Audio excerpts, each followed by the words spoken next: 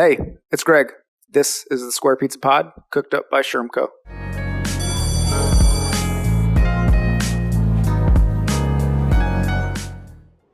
Okay, Miss Johari Matthews.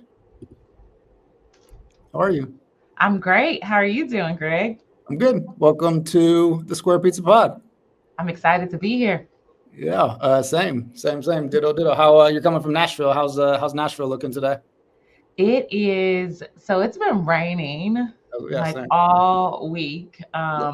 And probably a week or so ago, it was great because it was like in the 60s. It was sunny. It was all the things spring, and what we like to call fake spring down here. And so it's back to cold and rainy today. So yeah, we are just trying to push through and hope that this rain leaves as soon as possible. Yeah, Nashville springs are nice. So you got 30 more days, and it'll be back in its full glory for you guys. Yeah, I am counting down the days. I don't do well in the cold. It's not my strong suit. Well, really excited to have you. You are the vice president and executive director of One Community in the Titans Foundation, and so definitely excited to kind of learn more about you, your work, and share that with our audience. But given your work at the Titans, feel like we got to chat about the Super Bowl first, if that's okay with you. Yes. I'm guessing there's like one team you would have preferred that would have been in it compared to the other two, but curious if you were happy with how the game went in general. Yeah, of course I would have preferred if my beloved Titans, if we were in that seat one day, we'll be there. But yeah, so I'm originally from Nashville, but my family is from Philadelphia. So my dad is originally from Philadelphia. My mother's originally from Puerto Rico, but when she came to the States, Philadelphia was where she first, started, and so we have a lot of ties in Philly. So naturally I was like, oh, this is easy. I can go for Philly and I can root for them in peace without having to feel like I betrayed my home team. So really excited. And I know Philly was on 10 after winning the Super Bowl. So I'm just really excited. And we have a few players who were on the Titans who are now with the Eagles. So like AJ Brown. So it was really nice to see, AJ get what he deserves. So he's such a great player and just a great human being. So it was great to see that. Yeah, he got that touchdown. I know they panned to him when he was reading his infamous book that's on the sidelines. That he got a lot of love for that too. Well, some love, some questions, but mostly some questions. But what I will say is everything that you have heard about him, like in the media, and when I started with the Titans, we got to work together very briefly before he went on to the Eagles, but he is genuinely just a good person. Like that is him, and he has always believed strongly in mental health and the importance of mental health. And so it's just really cool to see that happening for him. The same for DeAndre. I mean, DeAndre Hopkins is with the Chiefs, but it was still like rooting on for some of our former Titans to have that moment. So it was great. Yeah, that's cool. And don't want to get off on the wrong foot early on in the interview, but would you care to comment on Kendrick in the halftime show? Oh my God. It was so good. It was just so good. I'm a huge Kendrick Lamar fan. And so it was just like I was on the edge of my seat the entire time watching the halftime show. And it was great that Samuel L. Jackson gave us a little shout out when he said tighten up. So I mean, what more could you ask for? So the whole thing was just, I thought it was 10 out of 10. Highly recommend in my book. So I'm a little confused when I'm seeing, some comments from people who are like, this was not good, trash. And I'm like, y'all, this was like brilliant artistry at its finest. I agree. There's a few connections I want to make with us too. Is like, I started in Charlotte, but I spent some time in Nashville helping to open a charter school called Nashville Prep, and we opened the first 2 years inside of Tennessee State's campus in the downtown. I think Avon Williams. And you went to TSU, so I want to talk about that. But I was also a semi-frequent goer of the Y downtown. So Yeah. Yeah. We're at the Y. So thank you for your leadership. That was a great Y. Yeah.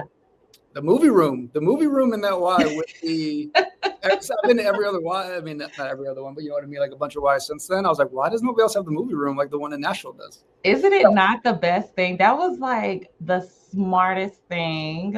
And it was really before its time, you know, when they put that in there, because there weren't, you know, at that time, boutique gyms weren't really a thing here in Nashville. We didn't really have a lot of them. The YMCA was like the main thing, or you were going to like Gold's Gym. But so it was really cool when that was in there, because, or that being in there, because it kind of gave you that upscale, like modernized feel of being in a YMCA. So yeah, no, TSU, the YMCA, like two of my favorite things, also two very important institutions that have just shaped me as a human being, my career, like all the things, you name it.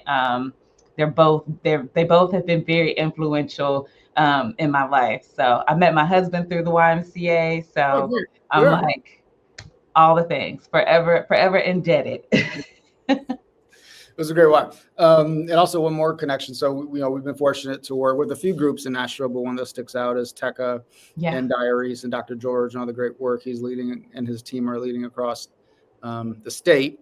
And I know you've been big supporters of them. So one shout out to Diaries and the team, but two, thanks for all the work you guys do to support their work. Yeah, another great organization that's just doing some incredible things like out in our community. And really, I come from nonprofit world, so that's kind of where my heart and my passion will forever be. But seeing the work that Diaries and his team, what they're doing, one is fulfilling a need, but also just the way that they go about doing it is like, I mean, it's just making waves, especially here in the Nashville community and across Tennessee. So I'm just excited.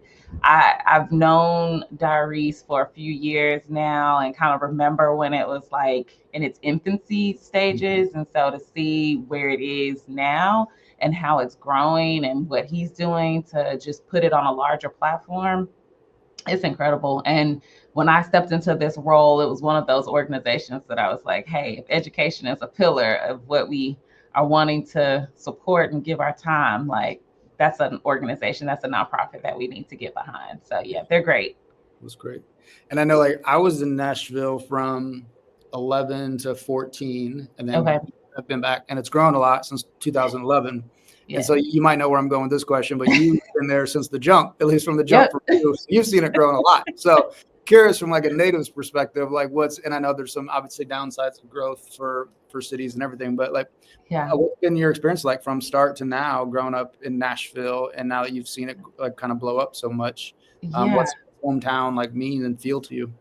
Man, that's such a loaded question. But like one of the things that I share with people, the hardest part about seeing your city grow and change is that a lot of the anchor institutions, the spots, the places that you were used to and that really kind of were a big part of like your childhood or your time, a lot of those places no longer exist. And so that's hard because you're like, man, I remember when that was, and then you're constantly, I feel like one of those, is it Progressive that has the Progressive Insurance that has the commercials of like, don't turn into your parents. Oh yeah. I feel like, so now I have those moments because I'm like, back in the day, that used to be a such and such, and actually it was called so and so. And so I have to kind of catch myself, especially when I'm talking to people who are like new to the city, or when they start talking, or when they pronounce a name of a street wrong. I'm like, actually it's called such as, and so I have to kind of like reel myself back in. So that's the challenge. But the beauty of it is that people now see Nashville in a way beyond just it being some little small country town. So, like I shared, my family's from Philly, and growing up, like I would have my cousins would come to Nashville. And sometimes they wouldn't come. They would be like, "We don't want to go to Nashville. Like it's country, blah, y'all got hay bales rolling through the street." And I'm like, "What? No, we do not." So a few years ago, they came. This is probably like 2021, maybe. They came to town for something, and they're like, "Oh my gosh, we love Nashville. Y'all have this." And they're like, "We want to move here." And I'm like, "Nope, it's closed. Stay where you are. Yep, it's closed. Full. That's right, y'all. You didn't like it." So the beauty of it is, you do get to share something that, like, I've known all along, that Nashville is a special place, that the people are incredible, and what we have to offer is great. And so it's nice to see other people recognizing that, and seeing that the beauty in it. And the change sometimes can be inevitable, but I think Nashville is slowly but surely finding ways to grow and continue to build, but also to keep the essence of who we are just as a city. So we've been very fortunate to have some great leadership in different areas and different ways across our city that have really kind of made that a priority, of making sure that people who are Nashvillians, who live, work, and play here, can still feel that when they're walking through the city, and it's not, being overrun by what we call the woo girls, the tourists, the bachelorette parties, and all that good stuff. So we still have a lot of work to do. Don't get me wrong, but you can tell that there's some intentionality that's happening. Yeah, I appreciate that. I mean, at least from my experience, I mean, there's already been historical places that I knew about in 2011 that closed already. And so that feels hard for me, let alone somebody that grew up there the entire time. So I can maybe understand a fraction of that. Yeah, I drive through streets sometimes and I'm like, when did this become a street? Or when did that get there? Or like, when did y'all build that? So yeah, that part is like really, really tough. And it's starting to become more and more like you're riding through some of these like historic neighborhoods that you're just like, man, y'all completely changed the neighborhood. So that's tough. But hopefully some of that will slow down and subside here eventually. So yeah. If we fast forward now to kind of your current role, which is really cool, leading the Titans Foundation, and I want to read the mission statement if I could, because I think hopefully it'll help give our audience a picture of what you guys do. But the mission statement is to create generational change through dedicated programs and partnerships that enhance, advocate, and provide access for communities to thrive in the areas of opportunity, neighborhoods, and education. So super cool for our work, and also like those in the social impact space and the philanthropic space across the country. But in terms of like actuality and what that looks like in the day-to-day and like the Nashville community, please share kind of what's happening on the day-to-day level that you guys are leading all this incredible work. Yeah, so it's really exciting because it's at a time, it's at a really critical time, like for our city, for the state of Tennessee, and there are a lot of things happening around our city. But the foundation has been around since the team moved to Nashville, and so the team came here about 25 plus years ago. So it's been quite a while. And I remember when the team came and all the buzz and the excitement that came with it. And we've always done community engagement. We've always done things of giving back to the community and wanting to use our platform in ways that only an NFL team can, to be a true neighbor and supporter of the city. But a few years ago, when we started talking about building a new stadium, it was really an opportunity for us not only to think about, what our footprint currently looks like and what that could mean to build a new stadium and to build our brand. We also really thought about what could that look like, of how we can revamp and reimagine how we want to be involved in the community, how we want to give back, how we want to support, and how we can leverage our platform. So the new stadium was like a catalyst for that. So the foundation, coming up with one community was something that allowed us to take what we were currently doing with the foundation, and the foundation being, mostly like a fiscal sponsor for a lot of things, but how we could go deeper and wider. And so one community, like you said, it focuses on 3 areas: opportunities, neighborhoods, and education. And within those 3 pillars, it really deep dives into workforce development and small business support for local and minority entrepreneurs. Neighborhoods really thinks about safety and well-being of neighborhoods. So you think about mental health, you think about access to technology, you think about housing. How can we play a role in affordable and attainable housing here in Nashville? And then that last pillar, education, really kind of thinks long and hard and strategic, and trying to be intentional about creating career pathways for young people, introducing them to career pathways. Literacy is a big need here in Nashville. How can we play a role in that? And those things kind of all go hand in hand.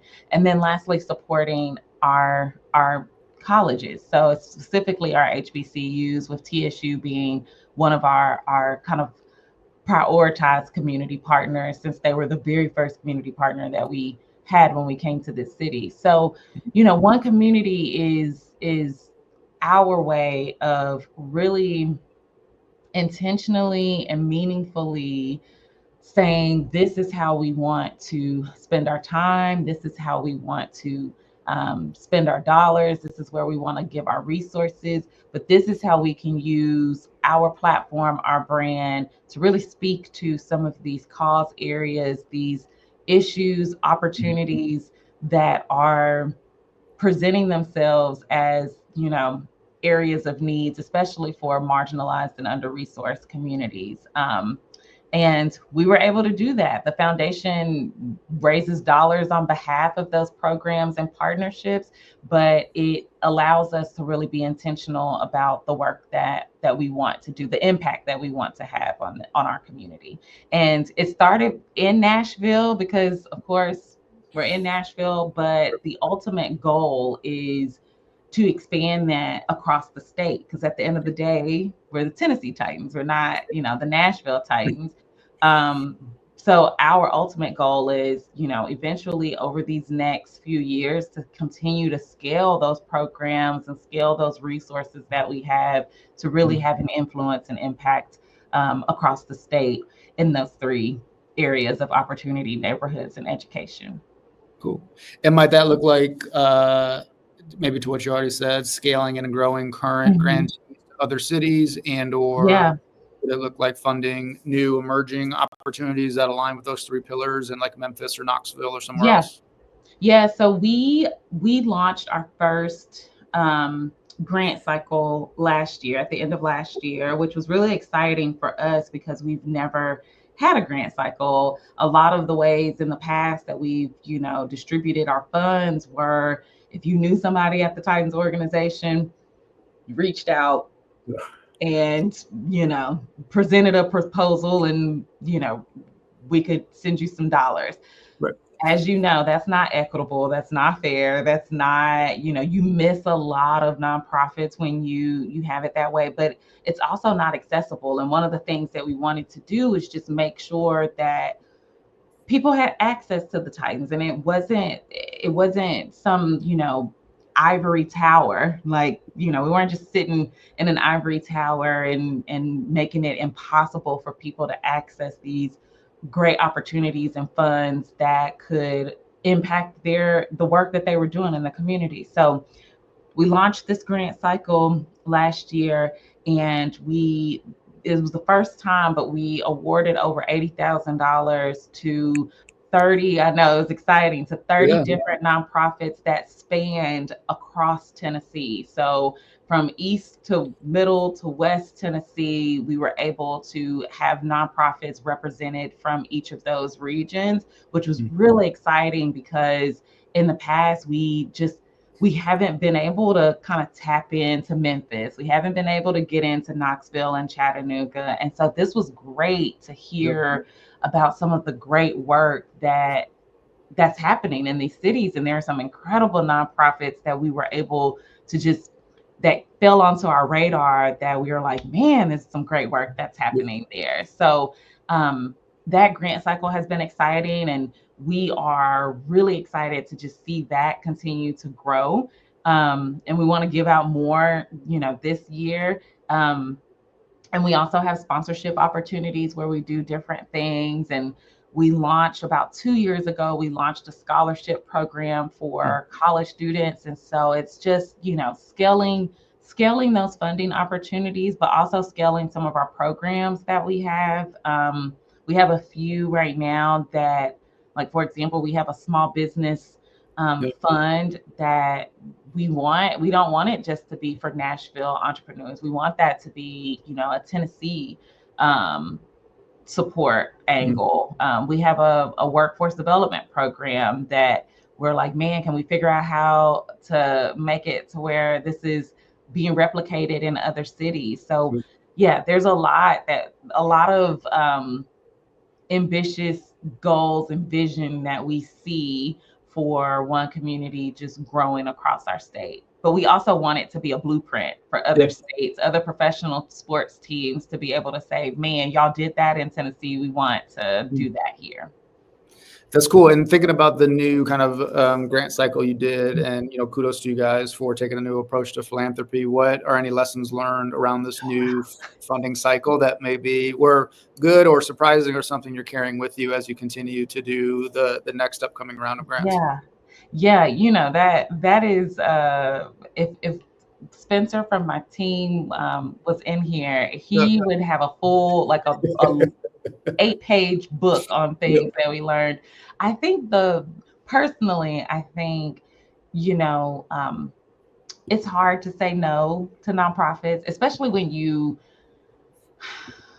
come from that world and you believe so strongly in philanthropy and believe in like doing good and wanting to support. It's hard to say no. And so I think one of the lessons learned was a no doesn't necessarily mean a closed door, that there are, and explaining that to nonprofits of like, hey, just because we said no for this particular grant doesn't mean, that there aren't opportunities down the road, whether it is to come back and apply for the grant the next year, or different ways for us to get involved beyond, a grant award. So that's one lesson. I think the other lesson that I learned is on the front end, giving nonprofits more time to like read through the application, to understand it, to get the things that they need. Because this, sometimes nonprofits are working with like limited staff. So the executive director is like filling out the grant application, running the program, driving the bus to pick up the kid, all the things. And so giving them more time to be able to read through that, but also really clear instructions on like what that grant application requires, what that means, and not so many hoops. Like because nonprofits sometimes, people appreciate that. I know. Because nonprofits sometimes are so limited in manpower and bandwidth, sometimes it's like, man, they don't have time to sit down and fill out, a 10-page application about things that don't really matter at the end of the day. And so trying to eliminate some of those hoops and barriers for our nonprofits to be able to access the funds. So I'm a big proponent of like, hey, make it as easy as possible. Get the information you need, but don't try to create hoops just to be creating them for funding that you're going to give away regardless. So kudos to you for taking that. I'm sure there are many grantee or groups across Tennessee that appreciate you all Oh taking my that. gosh, yeah, because I've been on that side. Like I've been on that Right. side where you've had to fill out the grant application, and you're like, why do you need to know how many bathrooms we have in the facility? Like what? Like what does that matter? But so I know what that feels like. Yeah. And especially, and don't get me wrong, all contributions, all funding is helpful for any nonprofit, but sometimes it's like, man, I filled out this 10-page application only to get $250. Like, thank you, but man. So, sometimes it's like, y'all, we don't have to create all these hoops, guys. We don't have to do it. It's okay. Yeah. Well, I think it brings up an important part of like the empathy you're bringing forward with you from your previous role at the Y, and probably just being connected to other nonprofit groups too. So kudos to you for like carrying that forward in your current role. Yeah. But curious, like what other experiences, like leadership lessons you think about and like are activating on a daily basis now that you're in this role that you brought with you from previous lived experiences? Yeah. So I think a couple things come to mind. Definitely my experience from being on the nonprofit and going into the funder side. Nonprofit and corporate world are completely different. That's what they say. That's what they tell me. Yeah. Very, very different. I learned that probably immediately when I switched. But I think, probably the biggest lesson that I've learned is, when you're on the nonprofit side, like I said, you are accustomed to always putting out fires. Like that's just what you do in nonprofit world. If there's a problem, even if you don't have, and 9 times out of 10, you don't have the staff to be able to put that fire out. So you're just accustomed to doing it. Like, I'm going to put it out myself. I'll go. Like, I remember when I worked at the YMCA, if a staff person called out, I was like, don't worry about it. I'll work the front desk. Give me 20 minutes to go pick up my kids. I'll come back, work the front desk, close the facility down at the end of the day. And then I'll be back in the morning to open it up until the next person. You're just accustomed to doing those type of things. And coming into this new world, it's like, no, you have help. Like you have a few different options and resources on how you can leverage that help. And there are different departments that can help in that. And so that was a big lesson for me of having to not always think that I have to go into things with a silo mindset or with that independent, like, I can fix it mindset, and realizing that it's better. When you have a team, it's good. You can lean on that too. I think the other thing that I learned transitioning into that space is not letting my fear overcome or cripple me in a sense of thinking that I'm not qualified or that I'm not ready and so that was a bit of a transition of like, no, you're qualified. You have this skill set, you have transferable skills, you can use them.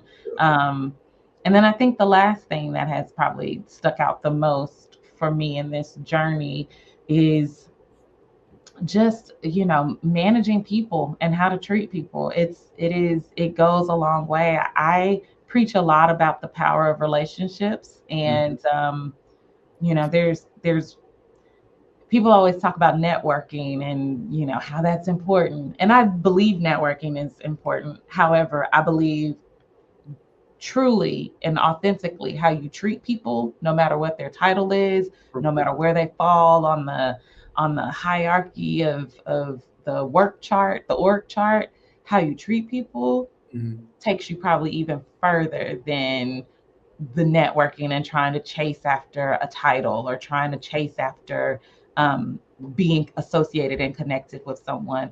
A lot of the success and opportunities that have come my way have just come from me knowing someone in a previous life, and all of a sudden the things change for them and now they're in a different role, and it's like, hey, I remember because you were always so kind to me, or you always treated me with empathy.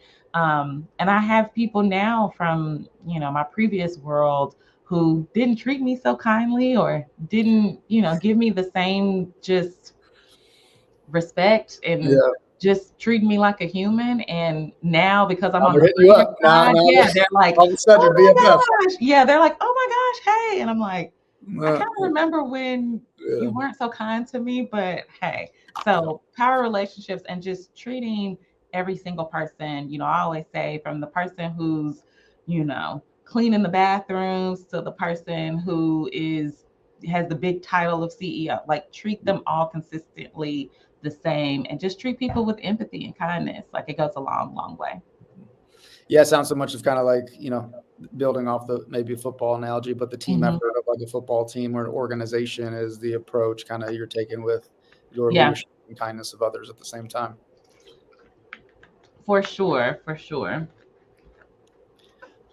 And then as we think about kind of other kind of foundations across the country, at least within the NFL, like NFL team foundations, don't want to assume, but guessing you're seeing some like innovative stuff happening from others, and probably want to know that the Titans are up top there. But curious of like just other cool work you've seen, or maybe some shout outs you want to give to other colleagues across the space in the NFL of like maybe what's possible and what's happening in other cities that maybe we can selfishly bring back to Charlotte or I love it. So I am like a huge fan of the San Francisco 49ers Foundation. Shout out to Justin and Austin there with the 49ers Foundation.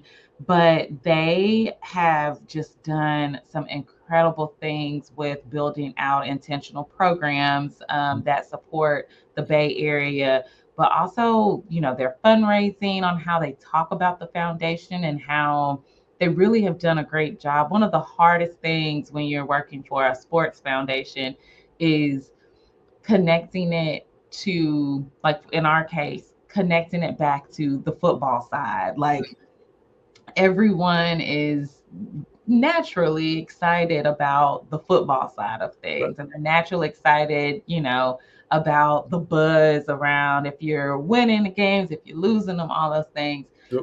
And the 49ers have done an incredible job at getting their fan base just equally as excited around the football side as well as the community side, and just integrating those things. So they're at the top of my list. I'm also a huge fan of the Arthur M. Blank Foundation down in Atlanta. They were one of the foundations, because they had gone through this process of building a new stadium. They were one of the foundations that we kind of looked at, and we were like, ooh, how can we reinvent that here in Nashville? And specifically around like their workforce development programs. They did an incredible job with creating opportunities for everyday Atlanta, folks to be able to create jobs and workforce training, all those things around the new stadium. But the thing that I loved the most that they did is that they took those stories, they took those individuals, that real life impact, and they put it inside the stadium. So if you ever go into their stadium, if you ever go into their stadium, I can't remember which level it's on, but they have like, there's one level that is solely dedicated to just sharing the stories of the people who have worked on the stadium. And it's like, meet Greg, born and raised in Atlanta. This is his story. And Greg helped put in these light fixtures. Like, it is really exciting. And I think just, the biggest thing that we are striving to do is that to really make the stadium the people's house. Like, this is for Nashvillians, this is for Tennesseans, by Tennesseans. Like, see the people who have played a big role, a big part in making this a possibility. And the Arthur M. Blank Foundation, like, knocked that out the park and continue. Like, hasn't stopped. They didn't just stop at after the stadium was built. It's like, no, they really invested in the people and the community around the Mercedes-Benz Stadium. So those are like two that I really love, and I'm always like, what are y'all doing? What's happening there? So, and there are a few others like the Chicago Cubs. They have a great program with their foundation. So yeah, there are a few. And then locally here in Nashville, we are unique in that we have a few professional sports teams in our city, and we do a really good job at just leaning on each other, collaborating with each other, sometimes crying on each other's shoulders, you name it, we do it. So shout out to Nashville SC and to the Nashville Preds, because we come together a lot on things that are just great. So yeah. Yeah, I love that. There's like, obviously, well, maybe obvious to some, but normally there are some sort of funder collaboratives, whether it's in like education or workforce development or something else. But I think, yeah, to your point, the more cities we've worked in with professional sports team, we've seen there's been like mini funder collaboratives with the local sports teams. Yeah. Just like professional learning communities, sharing in on grants, sharing in on best practices, on sponsorship opportunities. Yeah. So I love that that's continuing to happen in Nashville, because there's so many economies of scale and opportunities that can be captured when those foundations are collaborating together. Yeah. And it's been nice too, because we've also been able to really set the standard for other professional sports teams who are looking to come to Nashville. We currently have a women's professional basketball league that's here for like the next 4 or 5 weeks. And when they were thinking about coming to Nashville, one of the first calls that they made were, to me and my counterparts at the Press, my counterparts at Nashville SC, and they were like, hey, tell us which nonprofits we need to get involved in. Like, what do we need to do? And that was a first. That doesn't happen often in cities where people understand that, hey, there's a standard and this is important to the city to show up. And so they listened to us. They were like, whatever you say, we're going to do. And it's been great to see that kind of have this ripple effect with our communities. And we've had a few nonprofits and a couple of groups that have called and said, oh my God, thank you for putting us on their radar, or thank you for making it, a priority for them. And so that's part of, that's the part of the job that you're like, great, I did my job for the day. Let's get you out of here on some semi-fun rapid fire questions. Let's go. I'm ready. Okay, let's see. Buckle up here. Who will the Tennessee Titans select with the first draft pick in the NFL draft? Greg, you trying to make me lose my job. Like breaking news. Breaking news, guys. I have it here. Okay, all right. I just thought while we had you, I was like, I know they got to be close. I looked it up. I have no clue. I am right there watching, like right there with y'all. Of like, man, who are we gonna choose? Who is it gonna be? I don't know. I'm excited. As long as it's not, as long as we don't do anything crazy and try to get like Aaron Rodgers, then we're good. Okay, we'll let you escape. We'll let you escape that one. Best neighborhood in Nashville. Oh, I have to say my neighborhood, Bordeaux. Yeah, Bordeaux. I live in Bordeaux. It's Nashville Prep that we're in Bordeaux. Yeah. So Bordeaux is where it's at. It's a great historically Black excellence, like neighborhood. It's a hidden gem. I hate to even say it out loud that Bordeaux is the best neighborhood, because I'm like, y'all don't come over here. Like, we're good. But it's a great like neighborhood. It's such a beautiful neighborhood that has, if you are into like that modern century, vibe, that all of that, it's just a great place. I know you spoke about Kendrick earlier, but what other musical artists are you listening to day to day as you're leading the Titans Foundation? Yes, I'm a huge Beyonce fan. As y'all can see, I have a, what would Beyonce do? Oh, love that. Yeah. Little plaque that I keep. So right now, because you and her and the whole hive got the Grammy and the country album in Nashville and everything else. So look, it's all coming together. It's exciting. However, she released tour dates. Tickets went on sale this week, and I have not had any luck. So I've been listening to Beyonce crying in a corner for the past few days of like, Beyonce, I thought you loved me. She's not coming to the stadium? She's not coming to Nashville? No, she's not, and I'm really sad about it.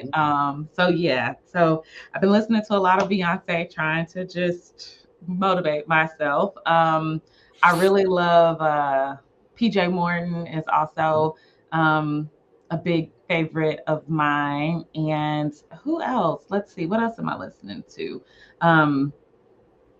I also really like Billie Eilish, and then I think my son is a huge Kendrick Lamar fan, so we've had a lot of Kendrick Lamar playing around the house lately. So that's big. But I'm a big music. We're a music family. Like we fight over the Bluetooth speakers in our house. We fight over like who's managing the radio in the car. So that's a big deal for us in our household. What's one piece of advice you'd give to an emerging leader in the philanthropic space? Yeah. The one piece of advice that I would give is that what I said earlier, like a no doesn't mean that the door is closed. Like there's always a window. Go through the window if you have to. And just know that sometimes, especially in philanthropy, that it is never linear. Like there's never one straight path on how you get, whether it's in your career, whether it's scaling your nonprofit. There's never just one straight pathway. That it really is an obstacle course. It really is a zigzag. It's a jungle gym. Like you may have to do some belly crawls. You may be walking on the trail, and then all of a sudden you gotta get across the monkey bar. There's never one straight path, but at the end of the day, it's all worth it, and it's all a part of the journey. It's about the journey. It's not about the destination. So yeah, there's one no does not mean a closed door.